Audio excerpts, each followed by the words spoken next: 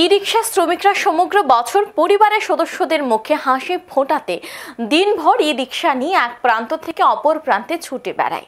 তাই তাদের মনোরঞ্জনের জন্য মজদুর মনিটরিং সেল অনুমোদিত ত্রিপুরা ই-রিকশা শ্রমিক সমিতির উদ্যোগে ই-রিকশা শ্রমিকদের নিয়ে ভাতৃপ্রতিম ক্রিকেট প্রতিযোগিতার আয়োজন করা হয়েছে। বুধবার বরজলা স্থিত কল্যাণগ্রাম ময়দানে অনুষ্ঠিত হয় এই প্রতিযোগিতা। সেখানে উপস্থিত ছিলেন শ্রমিক নেতা বিপ্লব কর সহ অন্যান্যরা। ত্রিপুরা মজদুর মনিটরিং সেলের সভাপতি বিপ্লব কর কি বলেছেন শুনবো একবার। নেশা এমন একটি জিনিস যে আমাদের রাজ্যের সব থেকে বড় এখন অভিশাপ হচ্ছে নেশা। তো আমাদের চেষ্টা শুধু এই নয়, আমাদের চেষ্টা খেলাধুলার পাশাপাশি শ্রমিকদেরকে নেশামুক্ত, নেশার দিকে যেন না ঝুঁকে খেলাধুলার দিকে টেনে আনা, খেলাধুলার দিকে মানসিকভাবে তাদেরকে এগিয়ে নিয়ে যাওয়া, রাষ্ট্র নির্মাণে কাজ করা, রাষ্ট্রবাদের মানসিকতা নিয়ে কাজ করা, সেই চিন্তা ভাবনা নিয়ে মজদুর মনিটরিং সেল কাজ করছে।